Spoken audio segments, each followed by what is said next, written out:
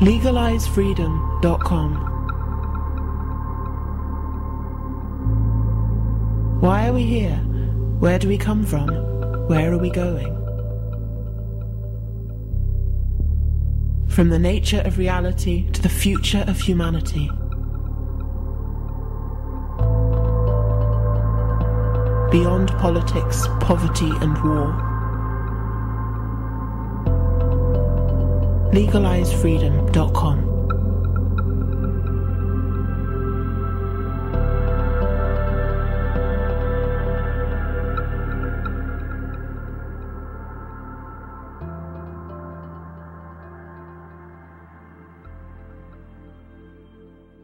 What are you afraid of? I don't know. Shall I tell you what's out there? Yes, please. The dragon.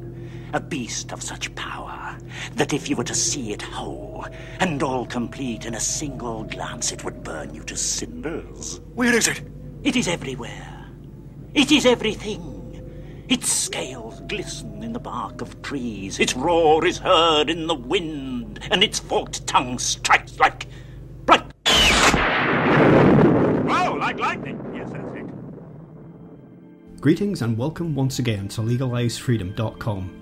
I'm your host Greg Moffat, and my guest today is Don Cerow, who joins us to discuss his book, When the Dragon Wore the Crown. When our ancestors gazed upon the skies thousands of years ago, they looked up into the centre of creation and saw a mighty dragon, a great celestial serpent with wings circling ceaselessly above them, night after night, century after century. When the Dragon Wore the Crown is a groundbreaking book that covers a period of over 6,000 years, focusing on what astrologers would call the Ages of Gemini, Taurus and Aries, and taking us through the period of classical astronomy with the Greeks and Romans, which was circa 7000 BC to 200 AD. The book opens and closes with the Chinese mythological tradition and touches upon Sumerian, Babylonian, Phoenician, Hindu, Norse, Native American and even Mayan myths, weaving together many of their celestial, serpentine similarities. Questions posed in this interview include: are historical truths about people, places and events concealed within ancient myths, including those in the Bible? Do common themes within myths such as the Great Flood and the End Times point to an age when there was one global culture and one common language? Why are symbols such as serpents, spirals and spheres so common in mythic traditions?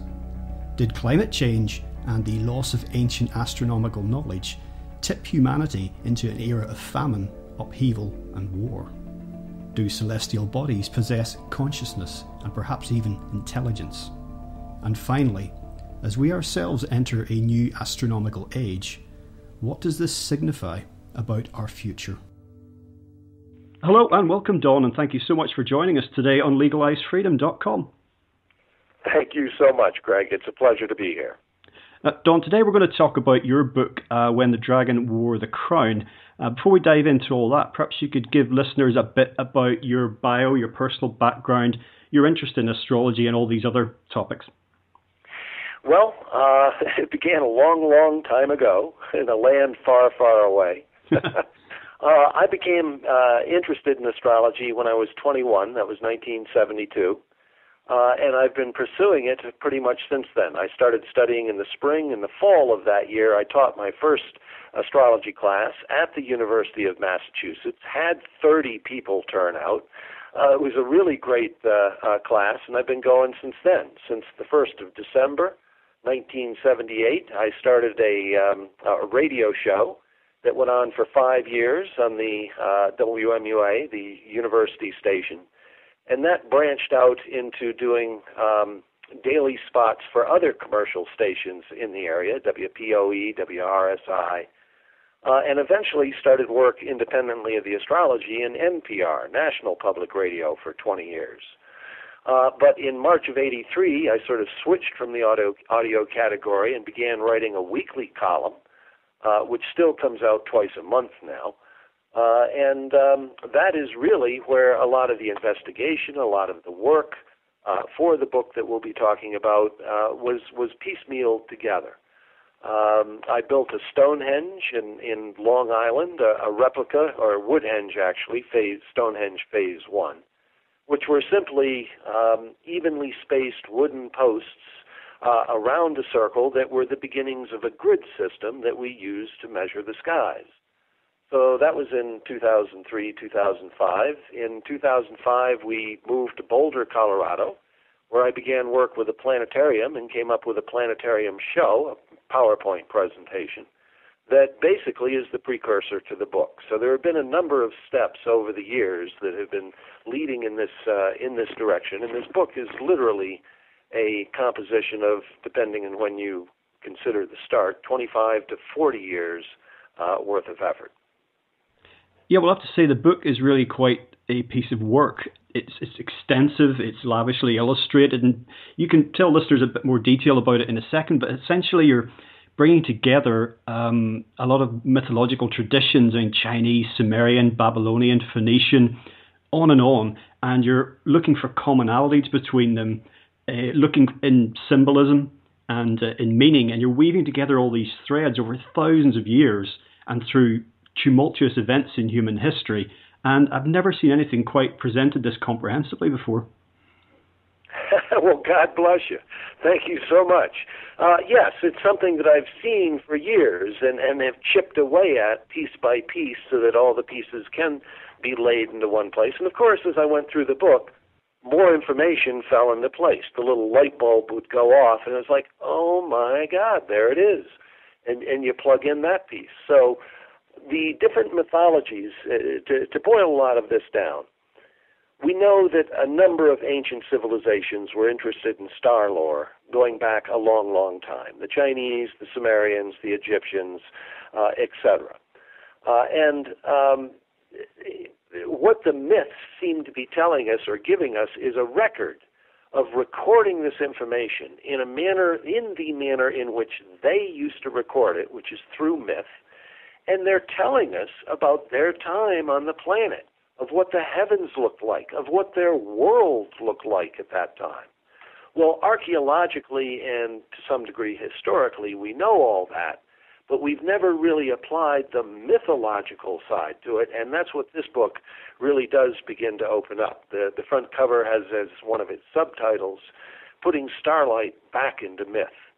Because these stories that for so many people are fabrications, are false, are childhood tales that have no truth or reality to them. Well, just the opposite is, in fact, turns out to be true. There's a very sophisticated level of research that's going on here, and if you take the hypothesis of the book, and the entire book is a hypothesis, if this is a pattern that bears fruit or shows its truth in repetition, then we can go back a long, long ways, and suddenly these mythological tales in mass begin to fall into place and are related to one to the other. You give the presentation to the general public, and they get it. Though this is on the one hand complex data, astronomical motion. On the other hand, these are pieces that people have always known about, and it begins to give them rhyme and reason and meaning. And this is how it all fits together. And you knock down one domino, and a whole train of dominoes follows that. And each one sort of opening up, yup. As a matter of fact, that's the way it actually came through to me. And the whole crux of the book is basically that 5,000 years ago, approximately, all the cultures that were extant at that time looked up in the sky, and when they looked to the north celestial pole, which is the point around which all the stars and all creation turns, they found that there was a single star that was aligning with that point, much as we have now. Polaris is out there in the night sky, marking true north, kind of traces a very small circle out as it goes around in its daily rotation, so small that we say that it doesn't move. Well, in 2788 BC, Thuban, Alpha Draconis, the principal star in the constellation Draco, rose to the height of heaven, to the summit of heaven, and it marked that spot. So that in the course of 10,000 years, going back to approximately 8,000 BC, there have only been two pole stars, Polaris and Thuban. That's it. But when Thuban was on the pole, all these cultures looked up into the heavens and found this great celestial motion going on that was a wonderful device for learning to talk about, communicate with, and deal with the stars. So that's why it's when the dragon wore the crown. It goes back to when the constellation Draco, which is a Greek word that simply translates as snake, was pinned to the center of heaven and squirmed around and around and around with every daily rotation. So that's how I actually came to this. I saw in my mind's eye for the course of 2 or 3 days, I'd been studying it, working with it, and I saw in my mind's eye a live serpent being pinned by a spear and being held and wriggling in pain, trying to get away, but being pinned by the spear. And that just hung with me for 2-3 days. And then I looked over on the floor, and there's the Book of the Dragon with St. George lancing the dragon.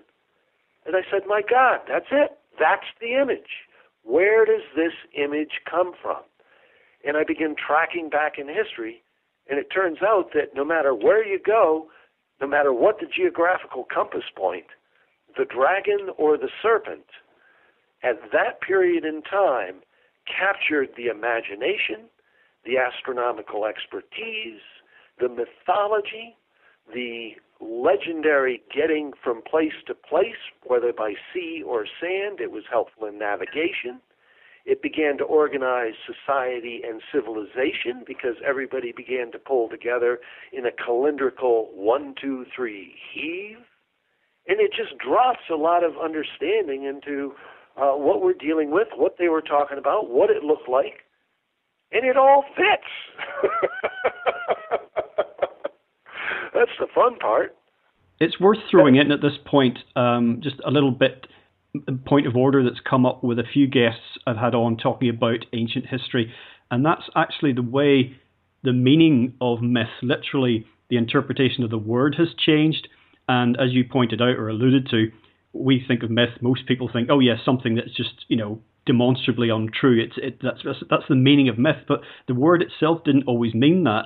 And as you also point out, this was a method for them to store, to pass on, to convey this important information. But because it's much of it's symbolic and not sort of in the semantic universe that we live in, we sometimes struggle with interpreting it. And of course, in our scientific era, it's written off anyway. Many people don't even consider myths as potentially based on anything real. Oh, absolutely. And one of the original presentations of the show, I've edited it out at this point, was Sir James Frazer. In the opening to one of his translations, I'd have to go back and take a look. He translated many of the Greek myths, and those are the stock and trade that we work with today. He goes through this whole little diatribe of how myths are obviously false and the true wisdom of people can only be found in philosophy and science. What he's not realizing is that mythology and astrology were the authors, were the parents of philosophy and science. The reason mathematics were developed was because they wanted a greater understanding of precisely where these planetary positions would be and when they would be there. So as we look back across the panorama of history and beyond, we see all this evidence of archaeological, mostly, buildings and structures that were designed to look at the stars, to look at the sky. And we've had such a hard time realizing that because our archaeologists come in and they've got a monument and they start digging in the dirt. Well, that's not where the answers are. I mean, you can find a few things out, and they have, but you got to look the other way. Stonehenge Decoded and Gerald Hawkins is still being kicked around by, is Stonehenge even an astronomical observatory? And many of your traditional academics will say absolutely not. Why? Because that's what they were brought up and taught to believe. we've got new evidence, so we look at it in a new way.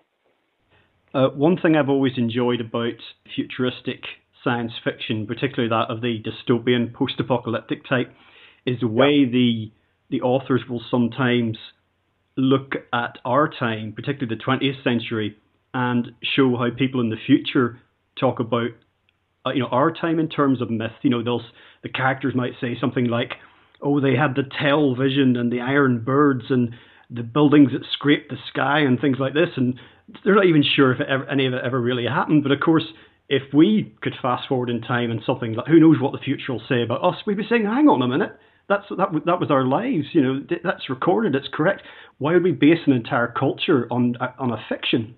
Precisely, and as you go around the planet and as you begin looking at this, opens up a whole other layer of hypothesis, which I touch on in the book, but don't really get into in a fully sophisticated way. I'm in under 200 pages. I'm covering 6,000 years here. I'm only scratching the surface in a bunch of places.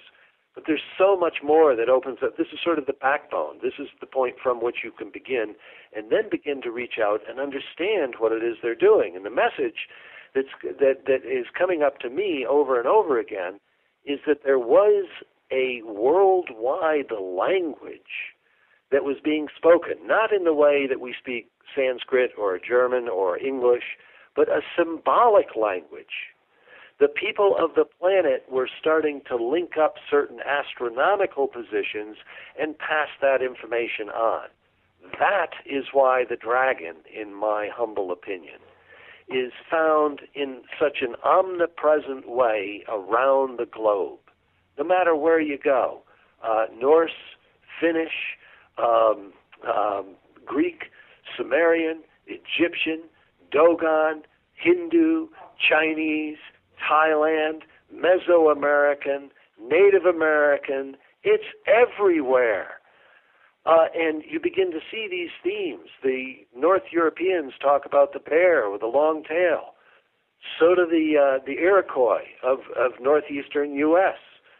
So does the Mohawk Nation. They all talk about that similar myth and motif, and it's the same stars that they're talking about. Well, there was transatlantic communication going on. The people who are using the stars largely are often mariners, your travelers, the ones that go out to the edge of the world. And who do they meet out there on the edge? The people coming from the edge of their world. And they get together and they talk about edge of the world things. Gee, how'd you get here? They start talking about the stars. So for a constellation to have held the summit of heaven for close to 6,000 years, that was enough time for it to begin to spread, because it was the position of central authority, of choice.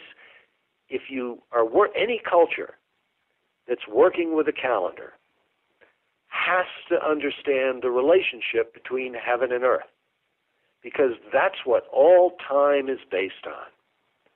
The Earth's rotation on its own axis is a day. The moon's rotation around the Earth is a month. The Earth's rotation around the sun is a year. And those are all heaven-to-earth relationships that we go through. Kronos was the child of heaven. He was the son of Uranus and Gaia, the starry sky and Mother Earth. And time always has been the child of heaven and earth. So that image is correct. The sickle that Gaia gives to Kronos to castrate Dad with is the sickle that Father Time carries at the end of the year, and he becomes a baby as the new year starts again and the cycle starts all over again. But that is Father Time. And this is how the myths are telling us that by standing by, Kronos had to stand behind the stones, wait for Uranus to come down to lie with Gaia through the course of the evening, as was his wont. And Gaia, because she was being impregnated but wasn't allowed to give birth, it was a painful situation, and she gave the sickle to Kronos to do something about Dad. He stands behind a huge stone, waits for the starry sky to come down, jumps out, castrates Dad, and heaven and earth from that time have never again been united.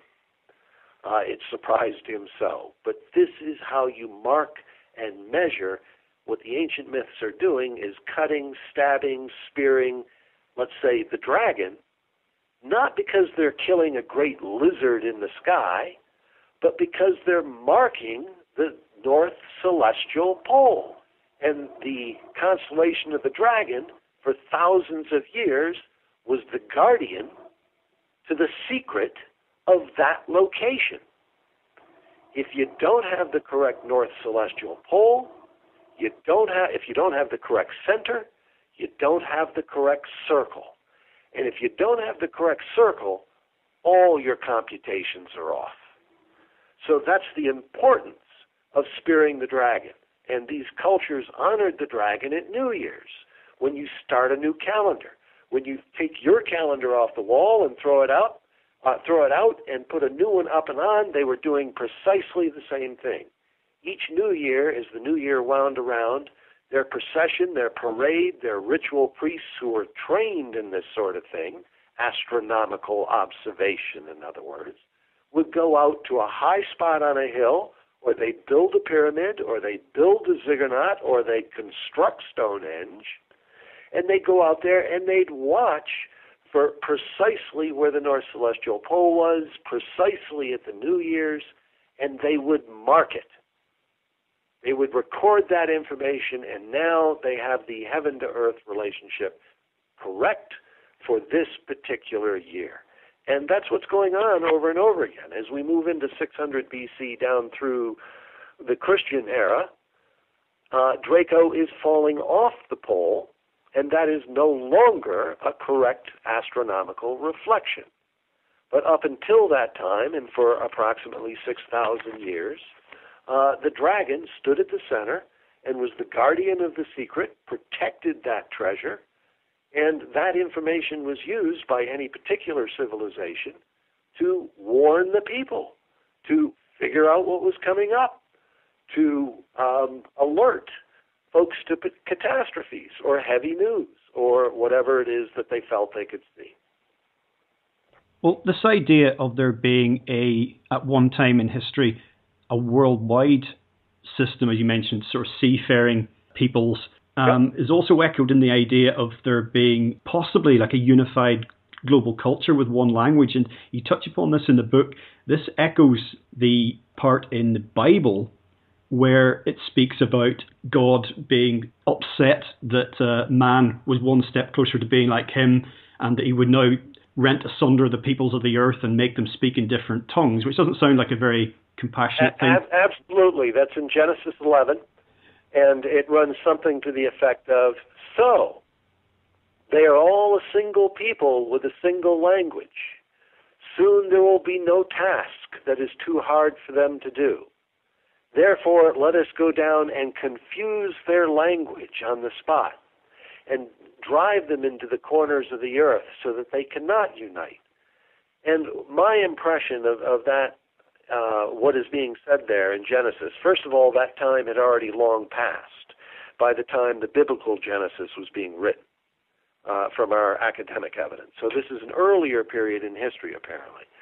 And it is my humble opinion that during the age of Gemini, which astrologically relates to communication and speech, this was an incredible time where oral traditions were really taking off. Not that they began necessarily at that time, because a symbolic form of notation, I think, had been going on in some form much earlier than this, and indeed the book at the very end does touch upon that.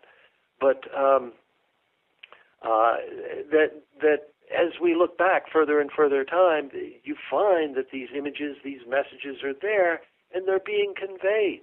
This is a reflection of what their world looked like at that point. The dragon, because it was circumpolar, because it was close to the pole, the motion there is very, very slow. So it took a long, long time before that constellation began to drop off the pole and fall to one side, which is where it is now. Now, as a general point, obviously acknowledging here the importance of celestial bodies, stars, planets, everything that's in the sky to ancient peoples for the longest time. But I mean, as you say, your book is just covering 6,000-7,000 years. It's also a recurring theme that peoples believe that literally that the origins of life lay in the stars. For example, the first time I read something about the Dogon people, I can't remember if it was the Pleiades or not, but they were very specific in saying we came from there, pointing to the sky. Right. The Dogon are the tribe that were aware of Sirius B. Sirius A is the brightest star in the sky that everybody can see, and many people mistake for a planet, et cetera, et cetera. Well, apparently it has a dark companion called Sirius B. And the Dogon people not only described this secondary star system to the archaeologists, the people that were coming and recording their folklore, they also described its cycle, which was, as I recall, 51.7 years or 52 years. It was something like that. They described its cycle, and they did so to these archaeologists before the astronomers found Sirius B, and later realized that was the cycle it had around Sirius A. So, how did they know that? And the Dogon are actually the tribe that I mentioned in the book right at the very beginning. And most of the myths in the book, not all of them, but most of the big myths in the book are the creation myths of that culture, of how they believed time or creation or life or whatever you want to call it began. And it's become very evident to me that in our culture, we have been taught to believe that creation is something that happened once a long, long time ago. And you either get Bishop Ussher's, computation of adding up all the ages of all the different patriarchs that are in Genesis, and he came up with a creation began in 4004 BC. And everything that's happened, from the beginning of time down to this point, that's it. 4004 BC down to now. On the other hand, the scientific myth, if I may use that word in such a fashion, is that creation is something that was born of the Big Bang. And that, too, is something that happened once a long, long time ago. Well, it's become very evident to me in jumping from mythological culture to mythological culture that that's not the way the indigenous peoples of old saw it. They saw every day as the birth of a new creation. And along the lines of that myth, the goose laying the golden egg is the day of life that we are being given today. This is your gift. What are you going to do with it? Or they felt that creation that was something that began with each new year, and that's creation. So that the creationists, the people that believe that all of life was made in 7 days, Sunday through Saturday, and at the end of that period of time, creation was over. Well, I tend to agree with that. Creation was made in 7 days. And it didn't stop. Every day of the week that you come into, Sunday, Monday, Tuesday, well, you get to the end of the week, you start over Sunday, Monday, Tuesday, and you know what? Creation is still going on. So they're both true if you just take a step back and look at it. But that's something that's very important, and that's why the dragon shows up in all these places at these various locations. The Sumerians and Egyptians, who celebrated their New Year at different points. The Egyptian New Year was more rooted to the winter solstice. The Sumerian New Year was more rooted to the vernal equinox. And different cultures have picked different dates to start their New Year. The Celts, like the Hebrews, split their year in half. And the New Year begins A, on May Day, and B, on Halloween or Samhain. And those are both the New Year's. Well, on the May Day celebration, we have woodcuts that picture the maypole of the May-Pay celebration, the people dancing and running all around, and a dragon and his tail being pulled on at that point. Well, the dragon's associated with New Year's. But the Chinese, to this day, associate the dragon with New Year's. The tradition, the ritual, the myth, the symbolic communication is still going on. And if you go to Chichen Itza, the dragon in shadow form as the sun rises comes down the steps and comes to earth. And it's still working. The dragon is still tied to, in this case, the vernal equinox, or the vernal equinoxes, because it works on both the vernal and the autumnal equinoxes. So it's still going on. This is the common motif that was being shared, the impact of heaven on earth, of how you plug into the center first, and that is why images of the dragon, the thunderbird according to the Lakota, the Uktina according to the Cherokee, Ledon according to the Greeks, Timiet according to the Babylonian creation myth, which is a misnomer according to the stars. It should really be the Sumerian creation myth, because that's when that constellation was doing what that myth is talking about. The imperial dragon of the Chinese, the feathered serpent, the flying snake of the, not the Aztecs, the Mayans. It was Kukulkan to the Aztecs. But you go around the globe, it's everywhere. They all shared the same sky. The same sky shared the same center of the sky. So all of these people, the splitting of the egg, if you go back to when the vernal equinox was in the constellation of the twins, our earliest writers tell us that the element or the constellation Gemini is associated with the element air, and if by that they mean creatures of the air, that then explains why there are so many birds and eggs on so many of the motifs that date between 6300 BC and 4800 BC, when the vernal equinox was moving through the constellation of the twins. And so that in China, you have Panku, who was born of the egg. That means he was born between 63 and 4800 BC. Anybody born of the egg was born at that period of time. Panku not only is born of the egg, but he holds the essential symbol of Asian duality, which is the Tao, the symbol of the Tao, and it stems from the time of Tu, of Gemini, of the Roman numeral, except in Asia it was depicted as the Tao, in the East it's the Roman numeral Tu. Their essence is one and the same.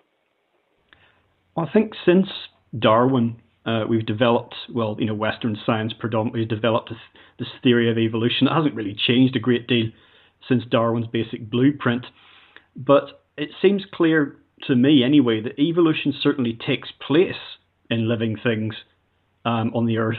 But it's interesting that almost no one, if not no one, prior to Darwin, all these peoples that you're talking about, all these traditions, none of them thought that what life here on Earth was the result of an accident that took place in some mud, basically.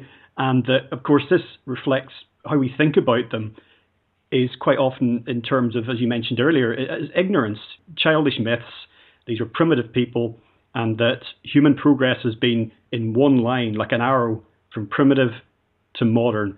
Absolutely. It's linear. Mm-hmm. It goes from A to B. It does so in a straight line. It doesn't waver. Well, that's the intellectuals' side of the discussion. But if you put points A and B on a flat surface on the floor, and then you poured water over point A, I am sorry, it is not in a linear line going to move from point A to point B. It'll find its lowest level, trace that out, and take whatever serpentine path. The dragon, by the way, mythologically speaking, around the globe seems to be related to storms and rain and lightning, and there's reasons for that, astronomically speaking, which we won't go into unless you ask me. But just all these things begin to drop into place. They suddenly make sense. They have large logical reasons to be there. And a lot of what we've dismissed because we haven't understood it in ignorance and whatever else, childhood tales, which means they have no credibility, have, in fact, not only kernels of truth to them, but they were the motifs around which the entire ancient world turned. And of course, you get into the idea that you talk about the Great Year in the book, and this reflects this idea of cyclical time or cyclical creation as opposed to the linear you just referred to. Absolutely. And that's a very important concept. Again, one which we don't consider or don't adhere to. We don't see creation or ourselves at this point in time on the Earth anyway in those terms. Not generally in those terms. Naturally, I've been chewing on it for quite a while, and so I've attempted to embrace some. But yes, we currently stand at the juncture between two of these epochs. I've gone in and taken a look at the observational astronomical side as opposed to what Greek spherical trigonometry has given, what the Greeks gave to us in that mathematical understanding. I'm going back to the pictorial imagery of what the planets are actually doing, and that's one of the main reasons why I think I've been able to take such a leap. When I was studying Homer, Homer is an astrological primer. And once you see the pattern, it is so obvious. They don't say that because they kept divinity and the secrets of divinity secret in the ancient world. These were initiate programs. We know that well through the temples of Egypt and things like that, of course. But it permeated. We now are in an epoch where information is beginning to be shared, where communication is encouraged. We're working across class lines, something that Britain is big on. Working across class lines and people pulling together is more where we're headed than where it is that we have been. But we stand at the juncture point even now.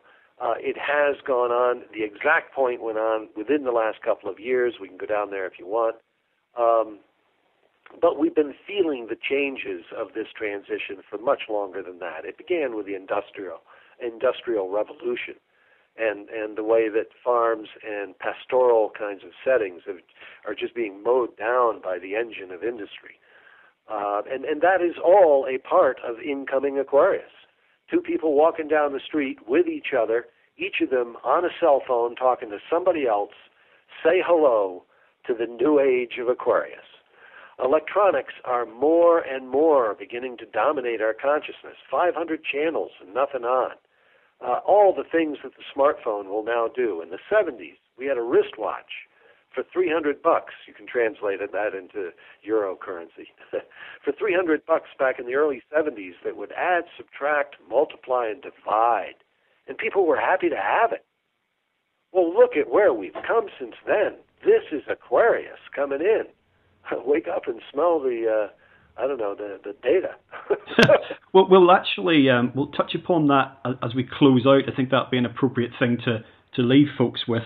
But just a couple of other points that have come up. The idea of, as mentioned, the Great Year, the precession of the equinoxes. I got into this with a couple of other guests, and if this was measured, and it's a 25,000 plus year cycle. That is correct. And this has been measured by human beings on the Earth. And bearing in mind a point I've made before, you couldn't just measure it once because that's like doing a scientific experiment once. You need to verify it. So exactly. What does that say about human antiquity on Earth if that has been measured at something that long? Well, it indicates one of two things, and a couple of the myths that come in at the very end of the book.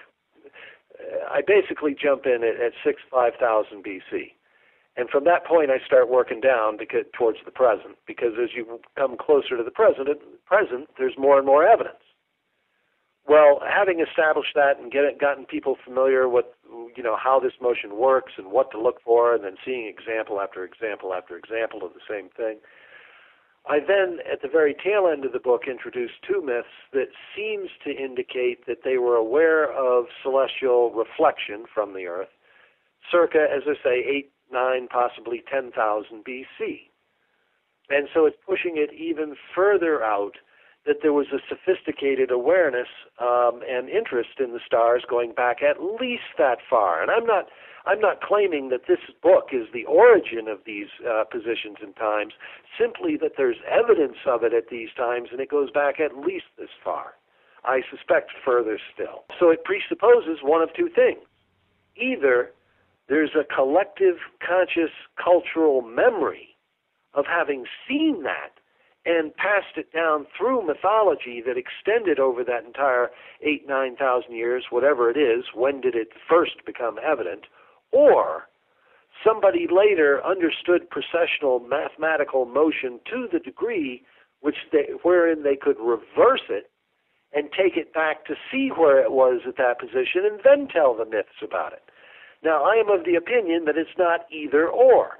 Both of those could be true, that there is a collective cultural memory that does go back that far, and that some of our later astronomers, shall we call them, were capable of throwing it in reverse and seeing where it was at that time.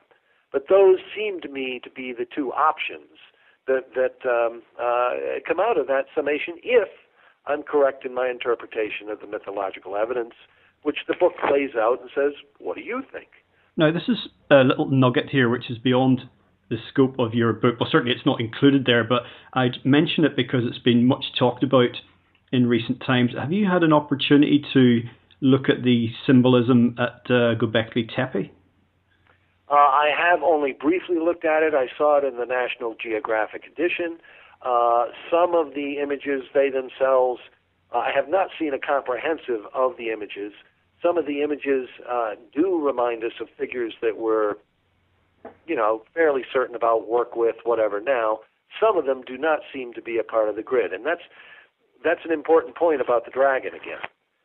The dragon was so pervasive because I feel it held the most central and important position, the key to the arch, as it were, for so long. As you go into individual cultures, the Chinese, the Hindu, the Greek, the Norse, certainly the Mesoamerican, then you have whole different systems of zodiac that are starting to work that each of these cultures independently began to work on. So on the one hand, you do get areas of similarity. For instance, the Pleiades were described by the Mesoamericans as being a bunch of drunks. I think it's Manilius, one of the Latin authors anyway, also talks about the interpretation of the Pleiades, and he basically is saying they're a bunch of drunks. So here's these two independent cultures at a time when there's not supposed to be any transatlantic communication that are offering the same interpretive qualities for the same star. In addition to that, today, if you ask any modern astrologer, what's the most evil star in the heavens? And the answer, generally speaking, is Beta Perseus, Caput Algol, the head of the demon, located in the constellation Perseus. And it's where Perseus has cut off Medusa's head. He's holding her head, by her dead head, by the writhing serpents that are coming out of it, and it's not supposed to be a good star. Whatever its interpretation, it represents death and destruction and venom and viciousness and nicht gut. Well, if you go to the Chinese system, that's not what they say. They don't say it's the most evil star in the heavens. They say that the influence of that star, or the name of that star, or the picture that goes with that star, the symbol that goes with that star, is a pile of heaped up corpses. So how far do you have to stretch the imagination to see that there are links going on here? Ursa Major, the Death Star in this case, the Pleiades, and you find these links, these pieces where they're basically saying the same thing. I feel as though at the end of the Age of Gemini, with the end of each age, the powers that age has brought in begin to crumble. They've been through their flowering. They've produced what it is that they can produce through their life here on Earth.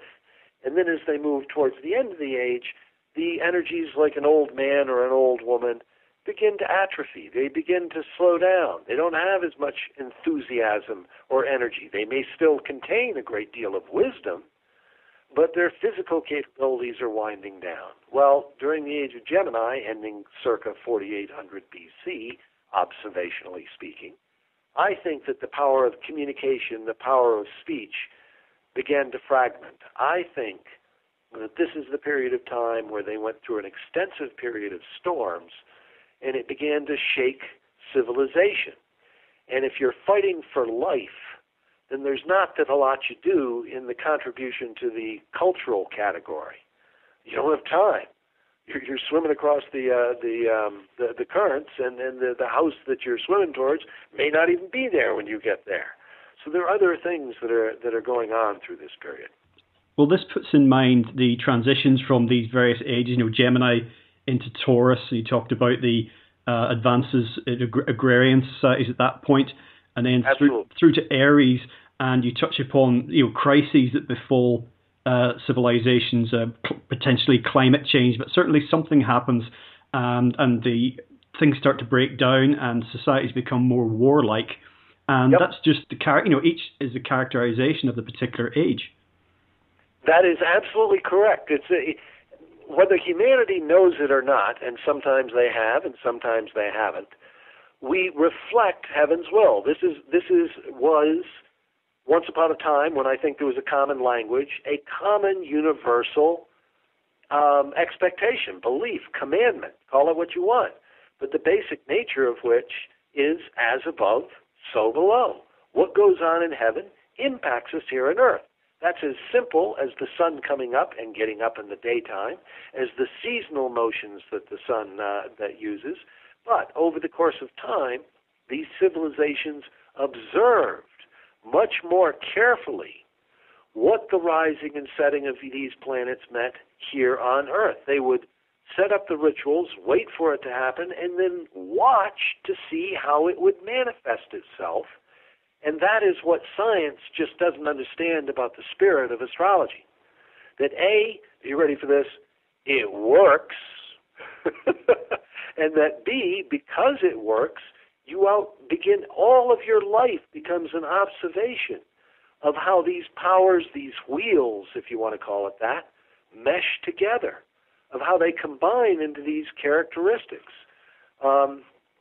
Astrologers have been jumping up and down about the Grand Cross here in April that has been stirring everything up. Well, look at what's going on in the world.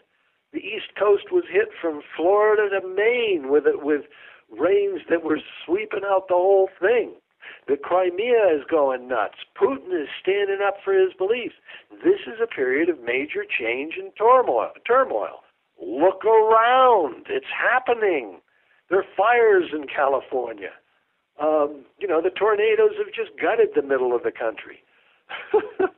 How much evidence do you need? We are in the process of change. We're moving into another age. There will be more peace and more harmony according to the ancients.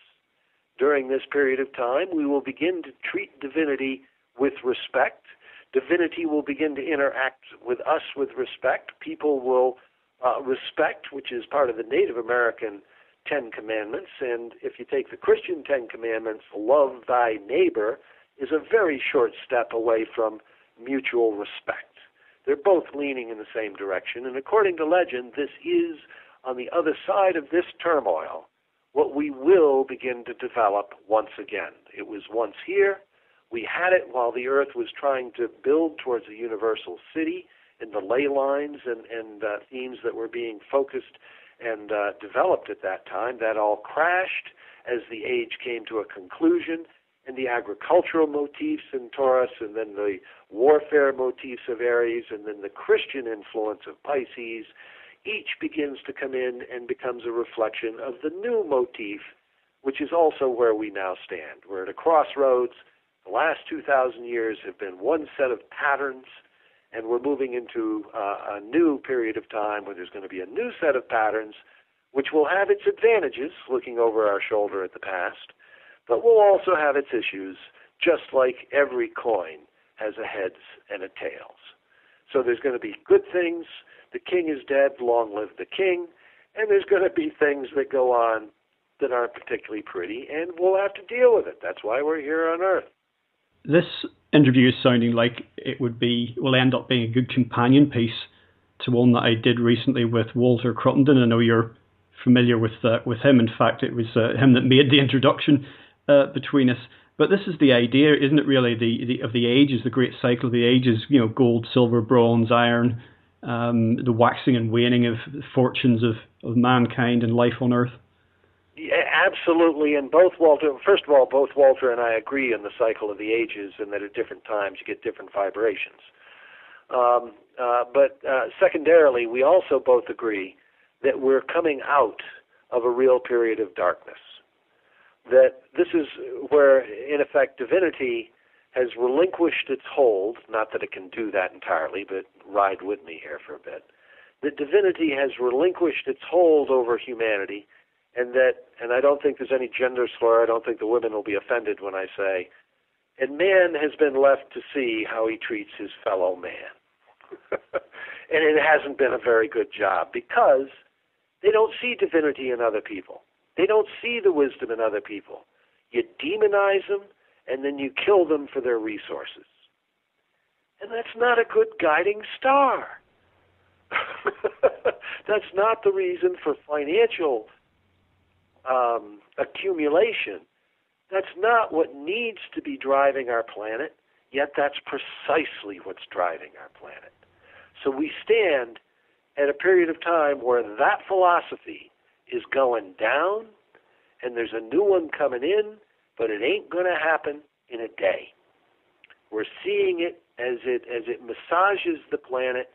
There will be extra storm activity that's a part of what the power of the myth and the stars seems to have to say about the future. We can call that prophecy at this time. But that's going to go on. And whether it's climactic change because of man, or whether it's because the inside of the earth is actually becoming more active and hotter, producing the volcanic activity, is a matter for debate down the road. It doesn't much matter where it's coming from. It's happening. And this is a part of our future. Our learning to pull together and respect each other and stand in balance with the planet instead of trying to rape it is a part of what the predictions for the future have to say. And learning to live with each other in peace. Yeah, it's the illusion of separateness at the core of all this, I think, that we're living under. The biologist Bruce Lipton put it that if we think of the Earth and humanity and all life on Earth as one body, which is effectively how it functions, then the way one superpower might treat another superpower, or even one African nation treat another African nation, it would be like your liver invading your pancreas or something like that. And if your body behaved like that, it would break down and you'd be dead in no time. But, well, precisely, and take a look. Look at what's happening. We've built on poverty. We continue to build on the backs of poverty. And when this nation was new, flooding in the immigrants and getting the immigrants to do it and then getting them divided against each other so that they don't realize that that's not the real problem, is the way we do the cheap labor. Well, as America got too rich, now we have to import that labor from somewhere else or go out to it. So we begin to take the colonial worlds and Hong Kong and the rest of it, and here's our cheap labor now. But that's always the way it's been. So it's really an oxymoron for all these people wanting to build the wall from Mexico to not let that labor come up into the U.S. because those are the people that are willing to be the cheap labor now, and that's the way we've always done it. Why are they keeping them out now? Oh, they're sucking too many of America's resources. They're the ones who gave us these resources. Your white Anglo-Saxon male doesn't want to go out and do the cheap jobs anymore if they don't have to, and often they don't have to. So the whole matrix is just shifting. A few moments ago, you made a couple of points that reminded me of something I was looking into recently. I hope you'll indulge me with this thought. I recently watched a documentary about the sun. It was pretty much mainline Discovery Channel type thing, but it was just beyond fascinating. It was like about 45 minutes long, and it was only about the sun and its inner workings. It was incredible, and I then recently read Gregory Sam's book, Son of God, and that really captured my imagination.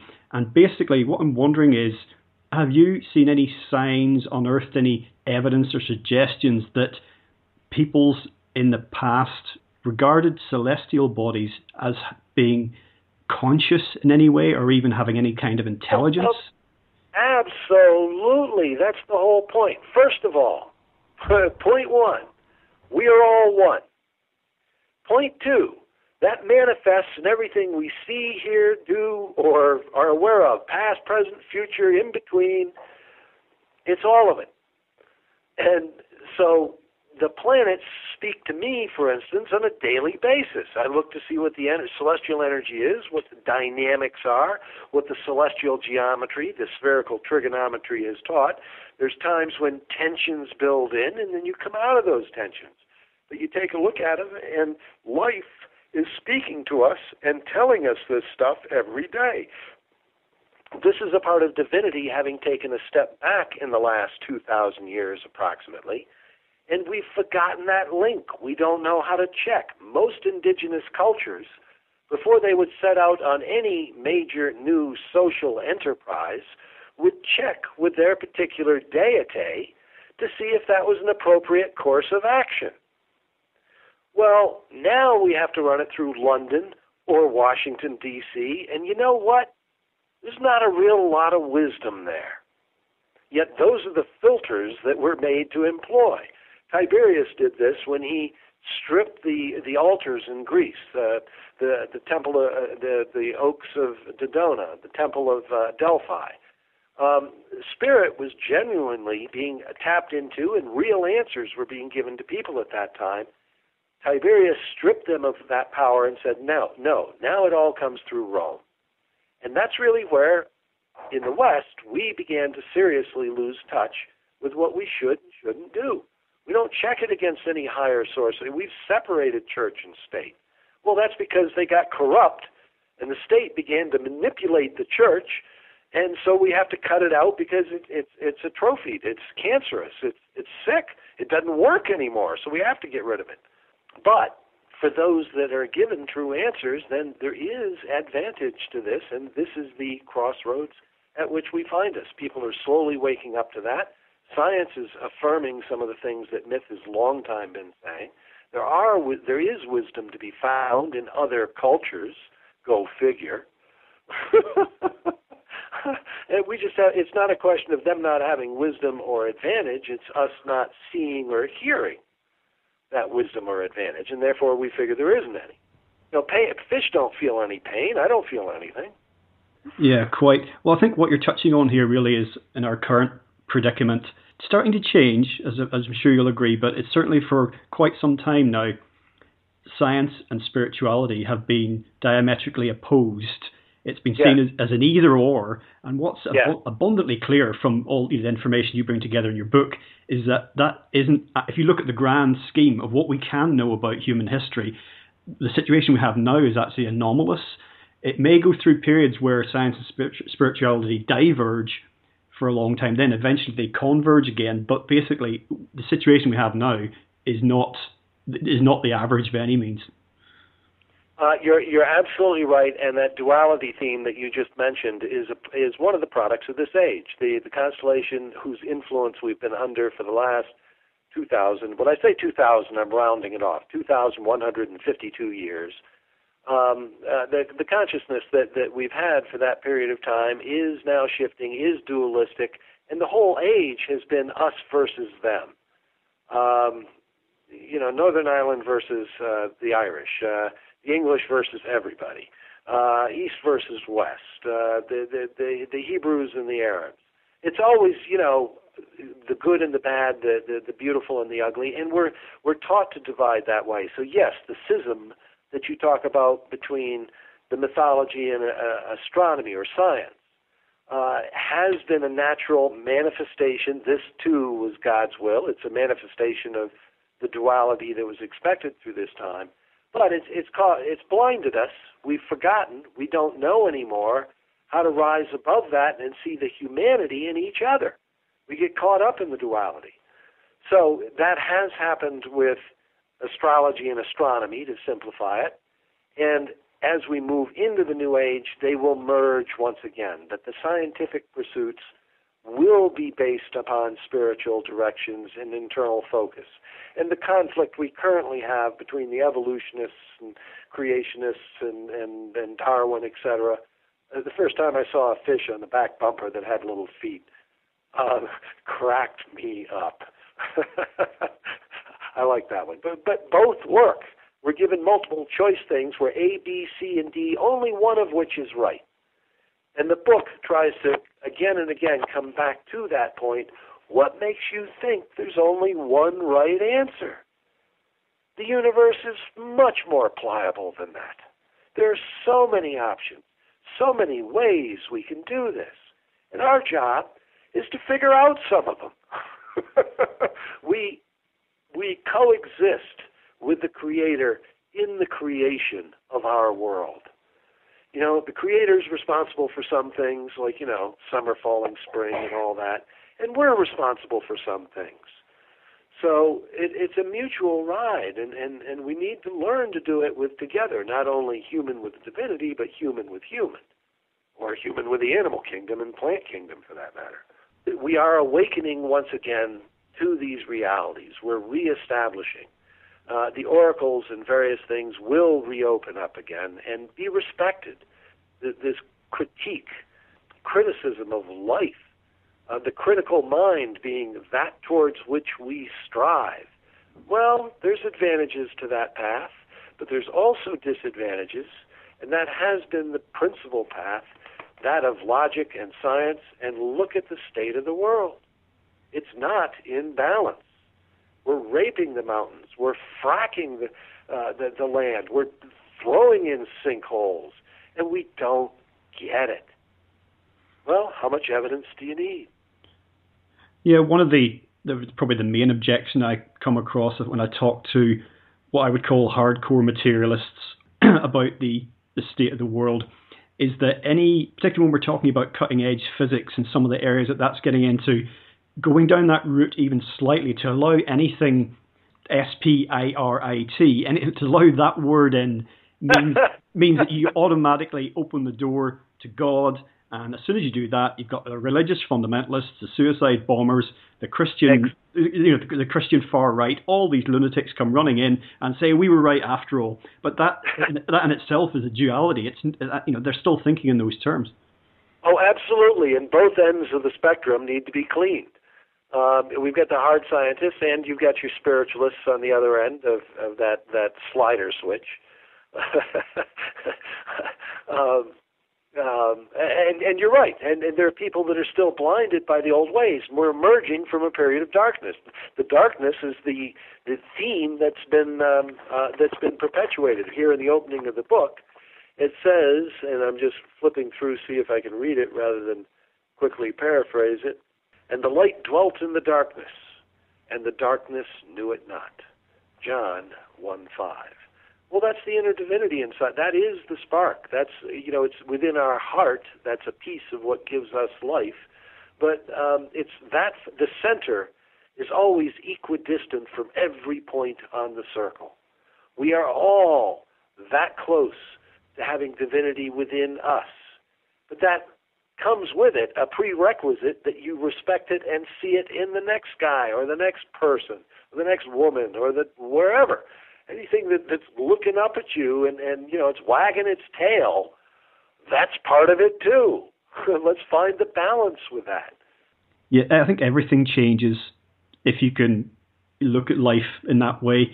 And sometimes on a purely practical level, may folks listening to this think about, I know, some guy at work they don't like, their ex-wife who's, she's being a bitch, and my mother-in-law, my teenage kids are misbehaving, this, that guy that mugged me last year, I hope he gets what he deserves.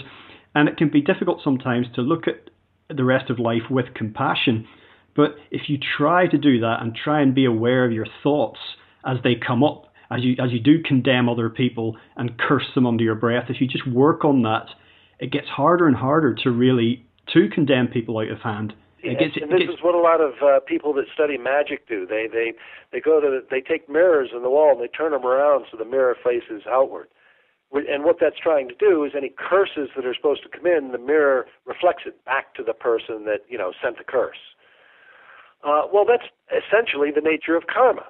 That what you do to other people, if you're cursing at them under your breath, which has a power, then that's what you're doing to yourself. You're cursing yourself. Because that person out there is you. So, yes, it makes you deal with other people in a whole new light. As we begin to sort of wind things up for today, Don, in terms of a lot of the myths that you've explored describing actual astronomical events, which, as you point out, modern software that allows us to do a lot of back engineering on these things. It does make us pause to wonder then that what else in these myths, and this has been a theme running throughout our talk, but what else might be real? What else might point to something that's actual? I mean, take for example the flood myth, which is in the Bible itself is just Noah and the ark and all the rest of it. That's a universal thing, and there's so many of these things. And I'd urge people just to get your book, because the number of times these commonalities come up is just uncanny. In fact, it's overwhelming, the number of these common threads running throughout the myths. It is indeed overwhelming, and that's one of the reasons why in the book, which you're familiar with but your listening audience won't be, is that I don't go into the Phoenician section, and then the Egyptian section, and then the Sumerian section, and just stay there, which is the way most of our texts, that division that you were talking about, segregation I call it, it goes on over and over. I will go to Egyptian, go to Phoenician, go to Sumerian, come back to the Egyptian, jump to Native American, and I'm continually hopping from mythological culture to mythological culture, showing what many of the similarities that exist between them. So once you begin to build up a basic vocabulary of understanding, then naturally all these other myths, and there's so many myths I don't understand. These are the ones I do understand. The broader a base, the more of a vocabulary we get, the more it begins to come, and the more it begins to fall into place, and you develop the momentum of understanding. We're making myths right now, whether we like it or not. Of course. If we're not consciously doing it, if we're not writing, if we're not myth-making in that sense, just by the fact that we're here, and I mentioned earlier, who knows what the future might write about us. Yes, and you look back, and that's one of my things, they discover a canoe in Egypt, or they discover, this or that artifact somewhere, and they say, ooh, this is it, this is when it began. No, this is where we found the first one, and this is where it happened to be located, and it was linked to this time, but that does not mean that that's where that began. How many more years, decades, centuries before that were these wooden combs, let's say, used and thrown away and came back before we, in fact, many thousands of years later, found one? So the first time something's discovered doesn't mean that was its point of origin. Maybe in 4000 AD, somebody will find the remnants of an iPhone and say, this looks like a global communication device, and someone else will say, no, they didn't have that technology back then, my friend. They couldn't do that. They were primitive. And if you look to things or people associate with what they know, if you look at an image of Gilgamesh, around his wrist, he seems to be wearing a Rolex. And so many people will say, see, this is modern technology. They knew. It's a bracelet, for crying out loud. He was wearing a bracelet that looks like a watch that we wear today, but we associate it with what we know, not with what it may have been. It's just funny with some of the things that people come up with. Well, Don, as I mentioned, the book is it's a chunky one. There's a lot to be getting on with in there, not least the sumptuous illustrations and diagrams. There's just so much information in there. But before we close off for today, perhaps you'd like to tell people maybe a bit more about the book, your website, and anything else that you'd like to share. Well, my goodness. Thank you so much. It's quite the wrap. The book really centers on the dragon and the astronomical focus that seems to make sense of a number of myths as I run through the book. Chinese, Greek, Egyptian, all of those begin to drop in place, and that's simply with that. It reaches its extension out when you begin to talk about Native American and Mesoamerican cultures, and yet the imagery seems to be there. If you're listening to the names sound different. If you look at the symbolism of what's being represented, then they begin to appear to be similar. So it's a question of whether are you listening or are you looking? Both have their truth. But in the looking, this common universality of the dragon comes out. In addition to that, we go back and begin with the archaeological evidence of circa, we'll say, 5,000 years ago, show how birds and duality and twins were part of the culture of the time. They were the chief astronomical, they were the chief artistic motifs of their time. This is what the most people were doing, and it reflects the picture of what's going on in the sky at the time, which is where I jump in and other people haven't. I'm seeing the link between the two, what makes sense between the two, why they're drawing birds and eggs and representing the new year. And then once you begin to follow that right down the line, you see springtime being depicted between the horns of the bull, where it was for 1,000 years. You see the myth that talks about the springtime moving between the heads and the horns of the bull. You see the myth that moves to the back of the bull, reflected in both Greek and Minoan cultures. And then it moves down into the realm of Aries, and the pattern picks up there, and it just keeps, here's the hypothesis, and it keeps repeating that theme over and over again. These are not dummies. Our ancestors were carefully following the skies, recording it through their language, which was myth, and we haven't understood how to interpret the language.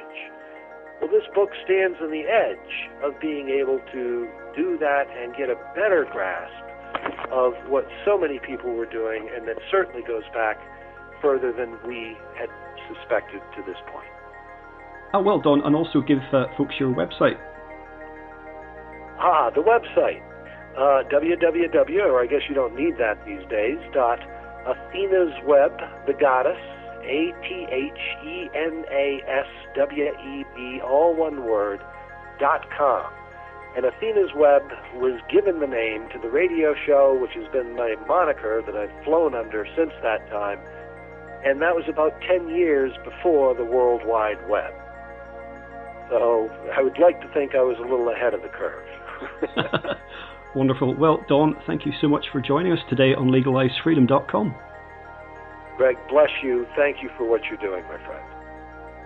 Well, folks, that's it for another week. As ever, thank you so much for listening.